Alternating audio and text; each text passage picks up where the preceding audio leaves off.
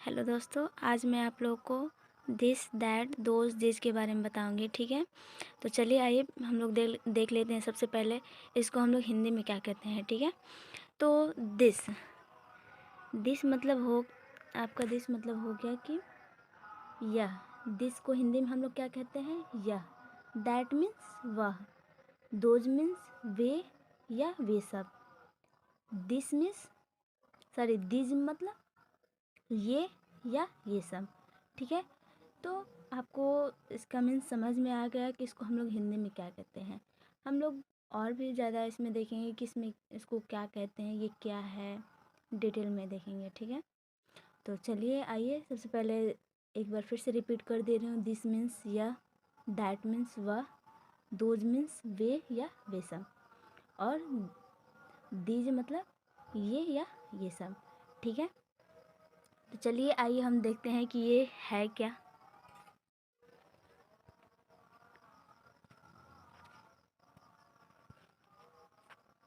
तो देखिए दोस्तों,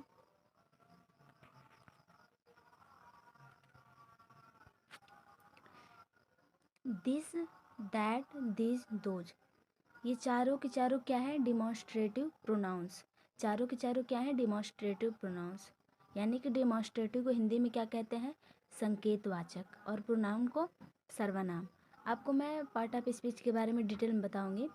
तो हम आपको बताएंगे कि noun, pronoun, adjective, verb, adverb, preposition, conjunction, interaction, ये सब क्या है। ठीक है, सो आइए पहले हम लोग ये देखें कि दिस दैट दिस दोज क्या है। ठीक है ना, तो दिस दैट दिस दोज ये चार ही वर्ड हैं, बट ये डिमॉन्स्ट्रेटिव प्रोनाउन भी है और डिमॉन्स्ट्रेटिव एडजेक्टिव भी है। ठीक है, तो आपको पता चल गया है ना, डिमॉन्स्ट्रेटिव मतलब क्या होता है, संकेतवाचक, प्रोनाउन मतलब सर्वनाम। यानी कि डिमॉन्स्ट्रेटिव प्रोनाउन मतलब संकेतवाचक सर्वनाम, और डिमॉन्स्ट्रेटिव एडजेक्टिव मतलब संकेतवाचक विशेषण।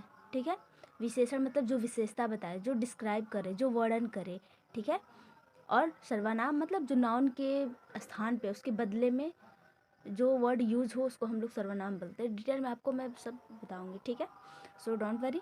तो देखिए आइए हम लोग देख लेते हैं कि डिमॉन्स्ट्रेटिव एडजेक्टिव में भी कौन कौन से होते हैं। तो दिस दैट दिस दोज, यानी कि फोर ही वर्ड है, दिस दैट दिस दोज, और ये डिमॉन्स्ट्रेटिव प्रोनाउन भी है, डिमॉन्स्ट्रेटिव एडजेक्टिव भी है। ठीक है, तो आपको जैसा कि शब्द से ही पता चल रहा है कि इसको हिंदी में क्या बोलते हैं, संकेतवाचक।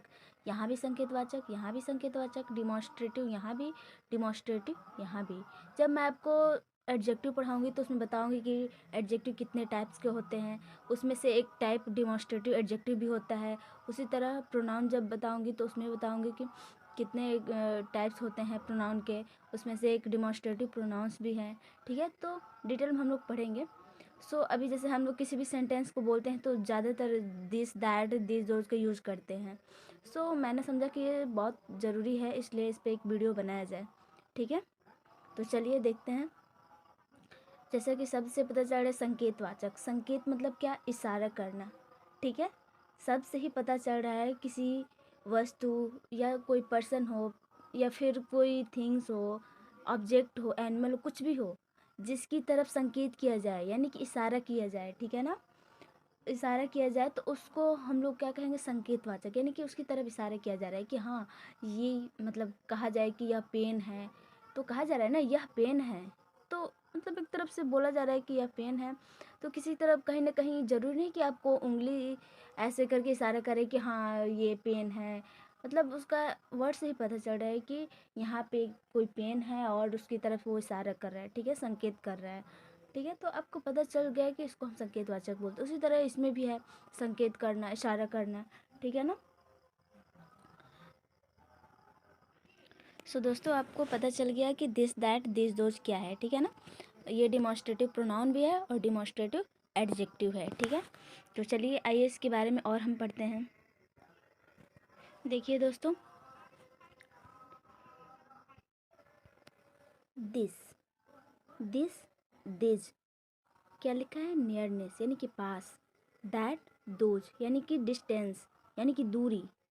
ठीक है, और यहाँ पे क्या लिखा है, दिस दैट सिंगुलर नाउन और सिंगुलर वर्ब। यहाँ पे दिस दिज दोज, इसको इसके लिए प्लूरल नाउन और प्लूरल वर्ब। तो चलिए अब क्या है समझ में तो नहीं आया, चलिए डिटेल में पढ़ते हैं।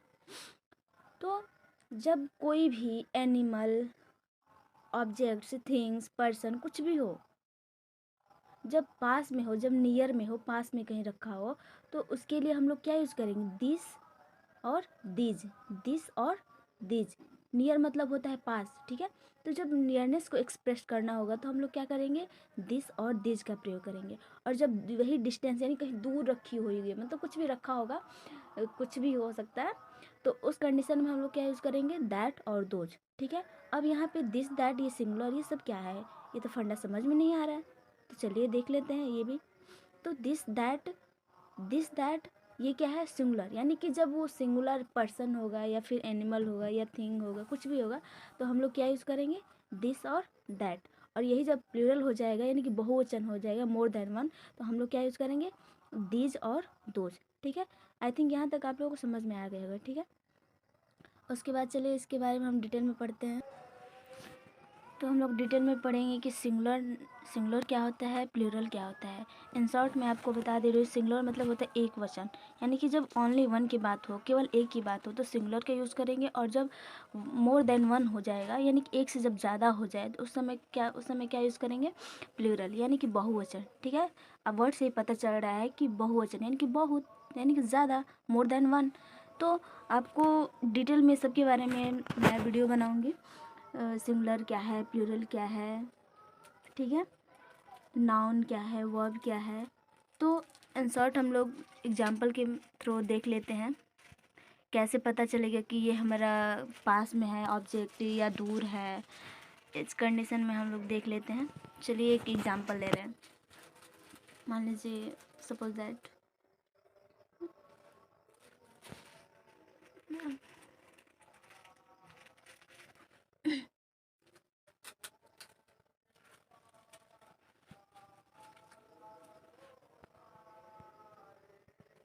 देखिए एग्जाम्पल एक ले रहे हैं,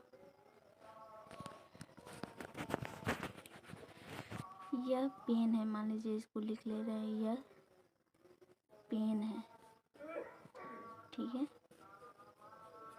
यह पेन है। इसको इंग्लिश में ट्रांसलेट कर लेंगे तो क्या हो जाएगा, दिस इज दिस इज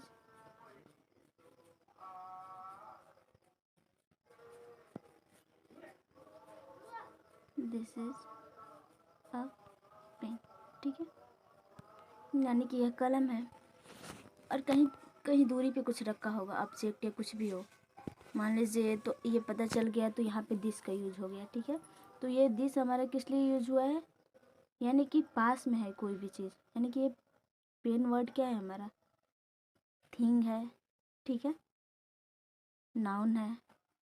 तो एग्जाम्पल के माध्यम से हम लोग देख लिए कि यहाँ पे दिस का यूज हुआ है। अब दैट का भी यूज ऐसे ही करके सारे एग्जाम्पल के थ्रू हम लोग समझेंगे। तो चलिए इसको इरेज करके मैं आपको बता रही हूँ।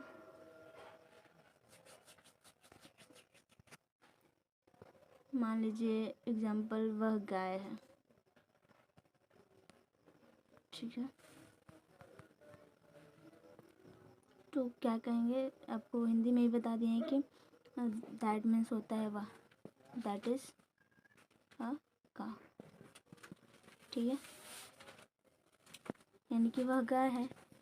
तो गाय ओनली वन, कोई एक ही है, ठीक है, इसलिए हम लोग यूज किए हैं दैट।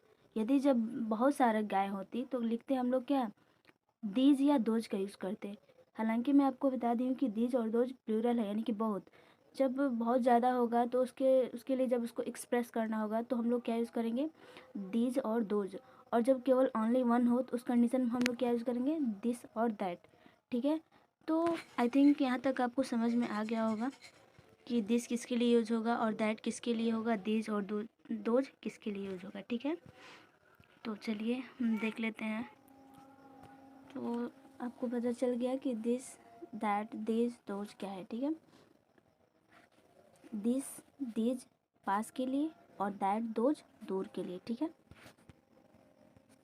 दिस और दीज पास के लिए, दैट, दोज दूर के लिए। और दिस दैट सिंगुलर, यानी कि जब केवल एक की बात होगी तो दिस दैट का यूज़ करेंगे, और जब बहुत ज़्यादा की बात होगी यानी कि प्लूरल का, बहुवचन का, चाहे वो बहुवचन का वर्ब भी हो सकता है, वर्ब में भी एक वचन बहुवचन होता है। जैसे इज है, इज क्या है, सिंगुलर वर्ब है। वही आर क्या है, प्लूरल वर्ब है। तो इसके बारे में डिटेल में मैं आपको बताऊंगी, सिंगुलर वर्ब क्या है, प्लूरल वर्ब क्या है, सिंगुलर नाउन क्या है, सबके बारे में डिटेल में बात करूँगी। सो अभी हम दिस दैट दो दिस के बारे में देख लेते हैं। तो दिस और दिस पास के लिए, दैट दोज दूर के लिए, यानी कि डिस्टेंस हो, दूरी हो, ठीक है। दिस दैट सिंगुलर यानी कि एक वचन है, और दिस दोज बहुवचन, ठीक है। यहाँ तक आपको समझ में आ गया होगा। चलिए नेक्स्ट देखते हैं। दोस्तों, जब सेंटेंस बोला जाता है या तो हाँ में होता है, या तो किसी भी उसका रिप्लाई हाँ में होता है, या नो में होता है, या फिर क्वेश्चन पूछा जाता है, आस्क अ क्वेश्चन। तो देख रहे हैं, जैसे कि आपको मैं सेंटेंस जब पिछली वीडियो में बताई थी, तो उसमें बताई थी आपको कि असर्टिव होता है, इंट्रोगेटिव होता है, अफर्मेटिव होता है, फिर इम्परेटिव होता है, एक्सक्लेमेटरी होता है, ऑप्टेटिव होता है। तो हम इसमें बता रहे हैं कि अफर्मेटिव, नेगेटिव, ये असर्टिव सेंटेंस के ही पार्ट है।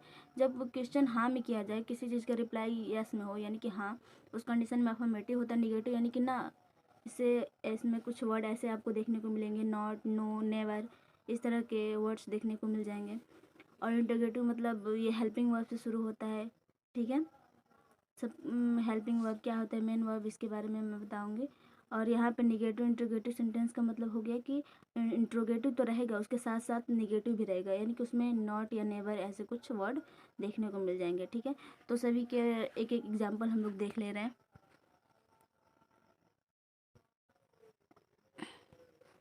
देखिए, मान लीजिए एक एग्जाम्पल ले रहे हैं, सपोज दैट वह लड़का है, ठीक है। तो क्या कहेंगे, कहीं दूरी पे है मान लीजिए, और यहाँ पे वह केवल एक है, एक ही लड़की की बात हो रही है, तो हम लोग क्या यूज़ करेंगे, दैट।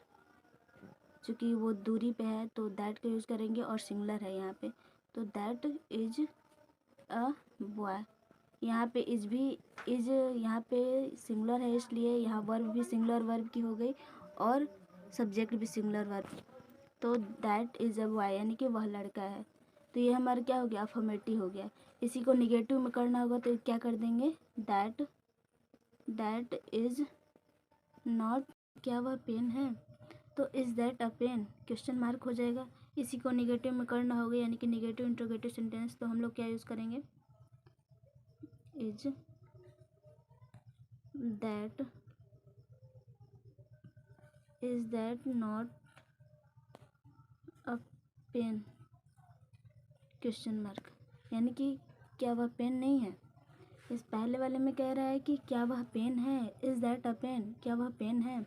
और दूसरे में क्या कह रहा है, is that not a pen, क्या वह पेन नहीं है। तो पहला वाला सेंटेंस हमारा क्या हो गया, इंट्रोगेटिव सेंटेंस हो गया, और दूसरा वाला जो सेंटेंस है क्या हो गया हमारा, निगेटिव इंट्रोगेटिव हो गया। किस इसलिए हो गया, क्योंकि यहाँ पे ऐड हो गया है नॉट, ठीक है। स्टार्टिंग में बता दी थी कि निगेटिव में आपको नॉट, नेवर, नो ऐसे वर्ड देखने को मिल जाएंगे, ठीक है। यहाँ तक तो बात आपको समझ में आ गई आई थिंक। लेकिन मैटर यहाँ करता है कि ये तो पता चल गया कि दिस दैट दोज दिस, ये डिमॉन्स्ट्रेटिव एडजेक्टिव और डिमॉन्स्ट्रेटिव प्रोनाउन है। अब कैसे पता चलेगा कि ये डिमॉन्स्ट्रेटिव एडजेक्टिव है और ये डिमॉन्स्ट्रेटिव प्रोनाउन है। तो चलिए एक लाइन में मैं आपको बता दे रही हूँ। चलिए एक सेंटेंस के थ्रू मैं दोनों को समझा दूंगी आपको। सपोज दैट एक एग्जांपल ले रहे हैं, मान लीजिए this book is mine, this book is mine, और यहाँ पे कह रहा है दिस इज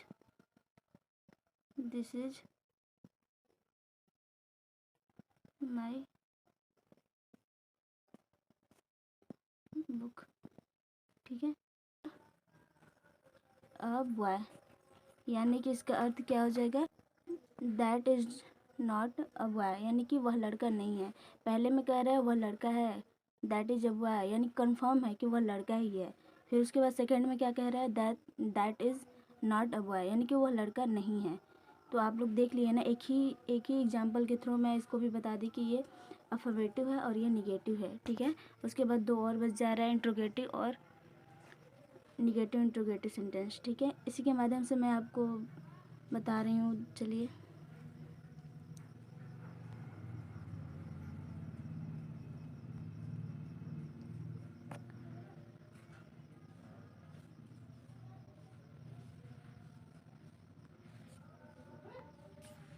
देख लेते हैं इंट्रोगेटिव। इंट्रोगेटिव में आपका कैसे रहेगा, देखिए लिखा रहेगा।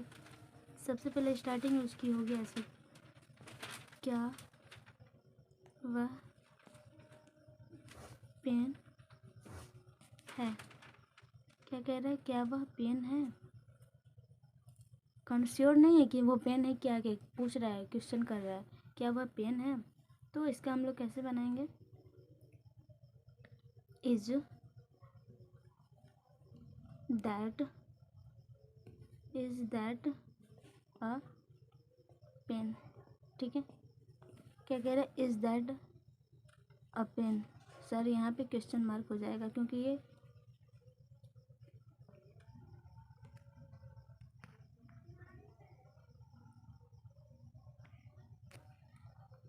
हमारा इंट्रोगेटिव सेंटेंस है। This is my book, this book is mine, this is my book. Sentence का स्ट्रक्चर बिल्कुल डिफरेंट है, लेकिन उसका अर्थ भी डिफरेंट नहीं है। कह रहा है दिस बुक इज़ माइन, यानी कि यह किताब मेरा है। ठीक है, यह किताब मेरा है। दूसरे में क्या कह रहा है, दिस इज़ माई बुक, यह किताब मेरा है, यानी कि अर्थ सेम निकल रहा है। इसमें कोई भी मतलब अंतर नहीं है, सेम ही अर्थ निकल रहा है, सेंस इक्वल है। बस देखिए यहाँ पे, बस स्ट्रक्चर ज़रा देखिए। यहाँ पे हो गया इज़, यहाँ पे है, और यहाँ पे इज़ है। ठीक है, दिस बुक, और फिर यहाँ पे बुक आपका यहाँ पे चला गया। ठीक है ना, देखिए बुक यहाँ पे था और बुक यहाँ पे चला गया, इज़ यहाँ पे है, इज़ यहाँ पे है। तो दोनों का स्ट्रक्चर जो है, पूरा बनावट इस सेंटेंस का डिफरेंट हो गया है, लेकिन उसका अर्थ सेम ही है। दिस बुक इज़ माइन, यह किताब मेरा है। दिस इज़ माई बुक, यह किताब मेरा है। दिस इज़ माई पेन, यह कलम मेरी है। This pen is mine. ठीक है, तो दोनों में डिफरेंस है। तो आपको ये देखना है, जब हमारा जो डिमॉन्स्ट्रेटिव प्रोनाउन और डिमॉन्स्ट्रेटिव एडजेक्टिव है, चलिए यहाँ पे देख लेते हैं। यहाँ पे जो फर्स्ट हमारा ये सेंटेंस यूज हुआ है, ये हमारा क्या है, डिमॉन्स्ट्रेटिव नाउन। क्या है ये, क्या है हमारा, डिमॉन्स्ट्रेटिव एडजेक्टिव। पहला वाला क्या है, this book is mine, demonstrative adjective, short में हम लिख दिए है डी और एडी लिख दिए एडजेक्टिव को। ठीक है, उसके बाद ये हमारा क्या हो गया, डिमॉन्स्ट्रेटिव प्रोनाउन। ठीक है, डिमॉन्स्ट्रेटिव प्रोनाउन, इसलिए कि यहाँ पे जो बुक है ये हमारा नाउन है। बुक वर्ड क्या है, हमारा नाउन है, और नाउन के जब पहले this that those this use हो, तो उस कंडीशन में क्या हो जाएगा, हमारा डिमॉन्स्ट्रेटिव एडजेक्टिव हो जाएगा। ठीक है, तो आपको क्या करना है, डिमॉन्स्ट्रेटिव एडजेक्टिव हमेशा किसके पहले आएगा, नाउन के पहले। यानी कि demonstrative adjective this that those this जब नाउन के पहले यूज हो बिफोर में, तो वो डिमॉन्स्ट्रेटिव एडजेक्टिव होगा।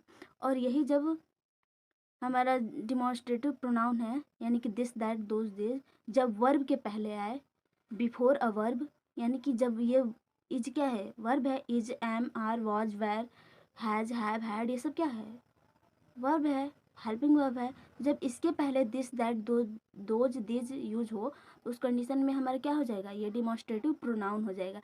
तो एक लाइन में मैं आपको बता दे रही हूँ, जब नाउन के पहले डिमॉन्स्ट्रेटिव मतलब ये this that those this use हो, तो वो डिमॉन्स्ट्रेटिव एडजेक्टिव हो जाएगा। और यही जब वर्ब के पहले before a verb this that those this use हो, तो वो क्या हो जाएगा, हमारा डिमॉन्स्ट्रेटिव प्रोनाउन। तो आपको बस ध्यान में रखना है कि verb before a verb, before a verb, यानी कि वर्ब के पहले डिमॉन्स्ट्रेटिव प्रोनाउन और नाउन के पहले डिमॉन्स्ट्रेटिव एडजेक्टिव। ठीक है, आई थिंक आपको यहाँ तक समझ में आ गया होगा।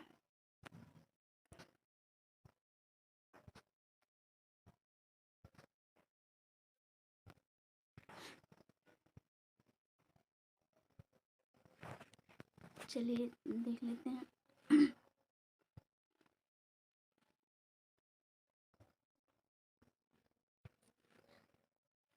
आई होप यहाँ तक आपको समझ में आ गया होगा। ठीक है, okay, thank you, bye bye, take care.